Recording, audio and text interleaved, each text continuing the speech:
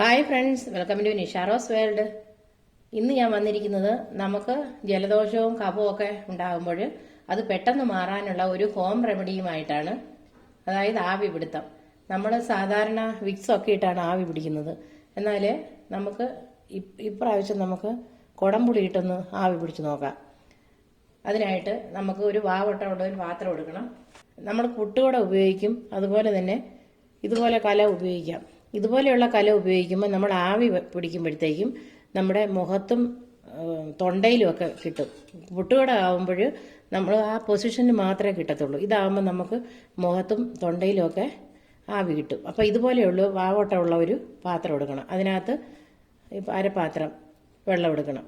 അതിനുശേഷം ഇത് സ്റ്റവിന്മേൽ വയ്ക്കണം. പെട്ടെന്ന് തന്നെ കഫക്കെട്ട് മാറിക്കിട്ടും നമുക്കിത്. ഇത് കുടംപുളിയാണിത്, കണ്ടോ. ഈ കുടംപുളി 2 എടുത്തതിന് ശേഷം ഇതുപോലെ 2 എടുത്ത് ഇതിനകത്തോട്ടിട്ട് കൊടുക്കണം.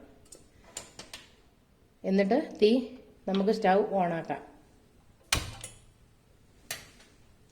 ഞാനിപ്പോൾ സ്റ്റൗ ഓണാക്കിയിട്ടുണ്ട്.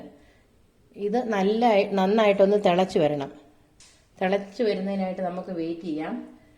ഈ മഴ സമയത്ത്, അതുപോലെ തണുപ്പുള്ള സമയത്ത് എല്ലാ കുട്ടികൾക്കാണേലും, കുട്ടികൾ എന്ന് പറയുമ്പോൾ ഒരു 10 വയസ്സ് കഴിഞ്ഞ കുട്ടികൾക്കും അതുപോലെ മുതിർന്നവർക്കും പ്രായം ചെന്നവർക്കും എല്ലാം നമുക്ക് പിടിക്കാവുന്ന ഒരു ആവി പിടുത്തമാണ് ഇങ്ങനെ ഹോം റെമഡി. അപ്പം നമുക്ക് പെട്ടെന്ന് തന്നെ വീട്ടിൽ ഈ കുടംപുളി എടുത്ത് ഇതുപോലെ ഇട്ട് പിടിക്കാം. പെട്ടെന്ന് കഫം മാറും, അതുപോലെ തൊണ്ടവേദന മാറും. ഞാനിത് പിടിച്ച് നല്ല കുറവുള്ളത് കൊണ്ടാണ് ഞാൻ നിങ്ങളുമായിട്ട് ഇത് ഷെയർ ചെയ്യുന്നത്. അത്ര നല്ല ഒരു ഹോം റെമഡിയാണ് നമ്മുടെ ഈ കുടംപുളി ഇട്ടുള്ള ആവി പിടുത്തം. എനിക്കിത് വന്നപ്പോൾ ഞാൻ 2 ദിവസം ഇതുപോലെ ആവി പിടിച്ചപ്പോഴത്തേക്കും തന്നെ എൻ്റെ ചുമയും പെട്ടെന്ന് തന്നെ കുറയുകയും, അതോടൊപ്പം തൊണ്ടവേദനയ്ക്ക് നമ്മൾ ഇതുപോലെ ജലദോഷം വന്നു കഴിഞ്ഞാൽ ഒരിക്കലും നമ്മളിപ്പോൾ തണുത്ത വെള്ളം കുടിക്കരുത്. നമ്മൾ നല്ല ചൂടുവെള്ളം വേണം എപ്പോഴും കുടിക്കാനായിട്ട്. അത് മാത്രമല്ല ഉപ്പുവെള്ളം എടുത്ത് കവിൾ കൊള്ളുകയും ചെയ്യണം. അപ്പോൾ പെട്ടെന്ന് തന്നെ നമ്മുടെ ഈ കഫക്കെട്ടും ജലദോഷം എല്ലാം മാറിക്കിട്ടും.